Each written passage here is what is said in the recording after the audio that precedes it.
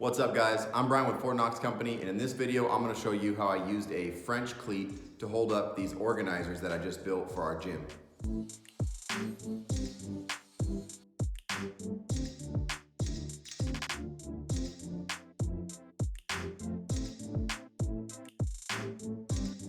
So this video is another one of those daily DIYs where I show you how I built this organizer in less than 24 hours.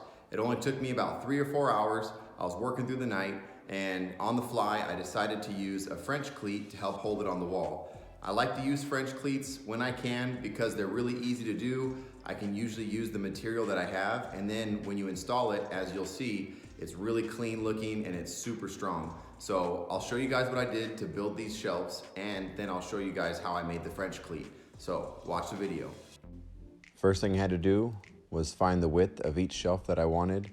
One of them was going to be at 12 inches and the other one was going to be at 8 inches. So I just used some scrap plywood that I had laying around the garage. Then I cut both pieces to length, and the most important part here for the French cleat is save those scrap pieces that are left over. I'll show you why in a minute. I then decided to use little shelves that have a little wider opening at the top than they do the bottom. These ones were 1.5 inches at the base and 2 inches at the top. I figured this would allow it a little bit more ease to put things in and out of the shelves. I used my miter saw to make the straight cuts across the top, and then I just repeated that process several times until I had enough pieces for each shelf. Here I'm just test fitting them to kind of get an idea of how I wanted to space each shelf. You can see I went with a couple different sizes. On the longer shelf, I actually went with 3, and on the wider but shorter shelf, I went with 2 bigger cubbies. Here I'm just pre-drilling to make sure I don't split any of the wood, and then I'm placing all the screws ahead of time, and I'll show you why. It helps you when you're actually mounting them to their side. I'll leave a little bit of the screw sticking out, put some glue on each piece, and I use that edge of the screw that's sticking out to help hold it in place while I secure the screw from the back.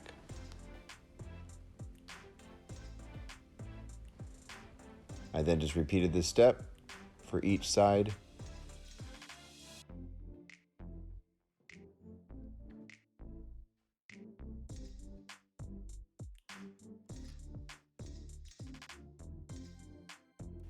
And you can see here, they're all nice and even, they're nice and clean.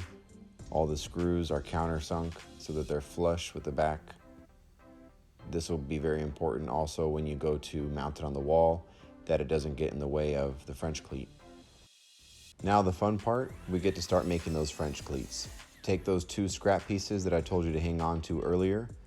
I cut about 4 inches from each one. And because these are scraps from the backs of each shelf, they're exactly the same width. I'll take those over to my table saw, turn the blade at 45 degrees. Make sure that the blade is high enough to cut through the material. And then I just eyeballed about halfway through the material, about 2 inches wide. And I want to make sure that I keep each piece really nice and tight to the fence so that we get a straight, even cut down the middle. You can see here how the 2 pieces are mirrored. This is how a French cleat works. I do the same thing to the other piece, making sure that I keep it tight against the fence so I get a clean cut.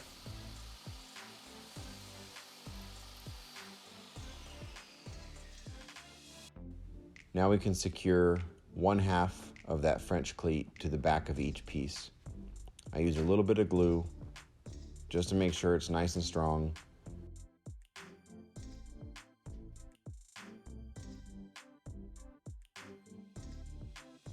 I'll set it with 1 nail just to hold it while I place a couple more nails on the other side, really making sure that it's nice and flush around all the edges. I just repeated the same process on the other shelf, using some glue, a few nails, making sure that it's flush with all the edges around, and the nails will help hold it while the glue dries.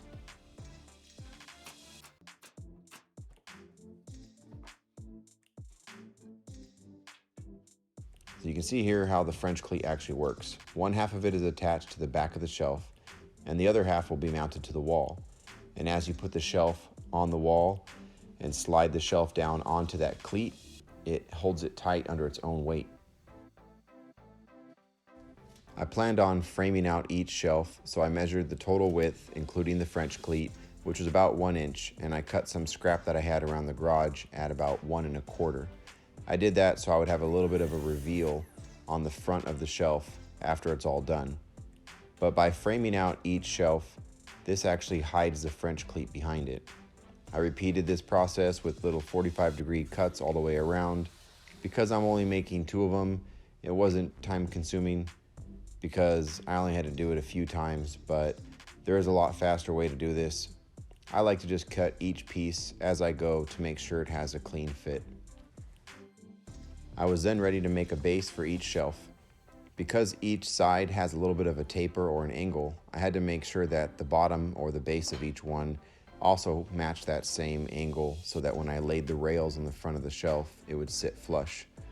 I figured out it was about 7 degrees, so I ran each piece through the table saw and then just secured it with a little bit of glue and a few nails. I took some more scrap that I had around the garage, used those for the face of each shelf. I decided to go with a little bit of a modern or open look. That way you can kind of see what's inside each shelf. And I just secured each one with a little bit of glue and 2 nails. On the larger shelf, I decided to go with 3 because it was a bigger opening. But it gave it a nice even look. You can see here everything's all finished. And I'll show you how the French cleat works here in just a minute. But you can see how it's hidden by the frame. You take the other half of the French cleat, and as that's secured to the wall, you would then slip on the shelf and it will slide right over it because it's the same width. And then it slides right down onto that cleat. Holds it really tight. You can use 2 or 3 screws, really easy to do, and it makes it really fast for install as well.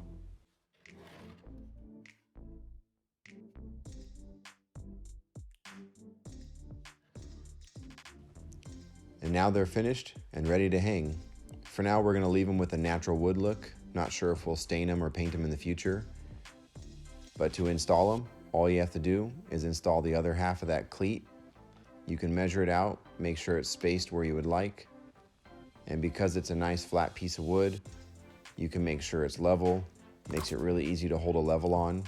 I drilled a couple pilot holes and then I mark them through the hole. Then I can drill into the drywall. And because there was no studs here, I decided to put in a couple drywall anchors. You can drill those holes, install your drywall anchors.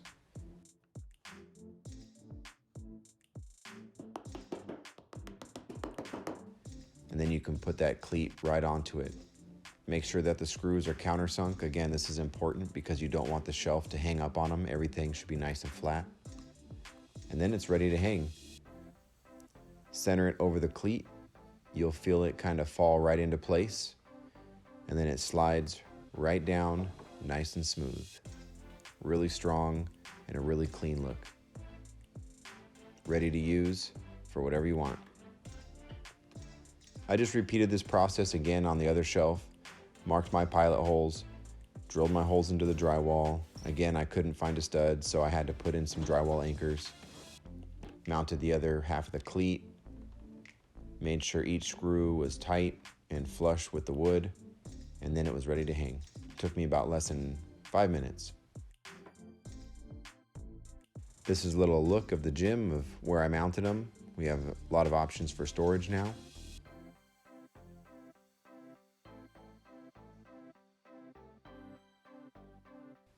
And of course, you can see that my wife didn't take any time to find a use for them. She had plenty of things to put in them. This was kind of a surprise for her. She'd been asking me to make some shelves for the gym. So I worked through the night. A few hours later, she woke up and I surprised her with these. So what do you think? Pretty easy, right? It came out pretty nice. It's nice and clean looking. I was able to use materials that I had around the garage, so it didn't really cost me anything. Again, I did it in about 3 or 4 hours. It wasn't too bad. I like that French cleat because you can see in that video how clean it sits up against the wall. It has a nice and tight seam right around the edges, and it always gives you that good picture frame look, and it doesn't look like it's hanging off of something. I like that about the French cleat is that it hides it behind the object. And that's also why I like to do the border that actually fits the width of the whole piece, because when you slide it on there, it actually helps keep it tight so that there's no movement if you're gonna ever put anything on it or hang anything on it. Just something I like to do. I've done it on a couple projects around the house. Whenever I know I'm gonna be making something that mounts on the wall, I'll use a French cleat. They're really strong. You don't have to worry about overloading them too much. And it was really easy to make too, because I didn't have to buy any hardware. You can actually make it yourself out of the material that you're using. Hope you guys learned something. Hope you liked the video. Make sure you hit subscribe. Don't forget to hit like, and I'll see you on the next build.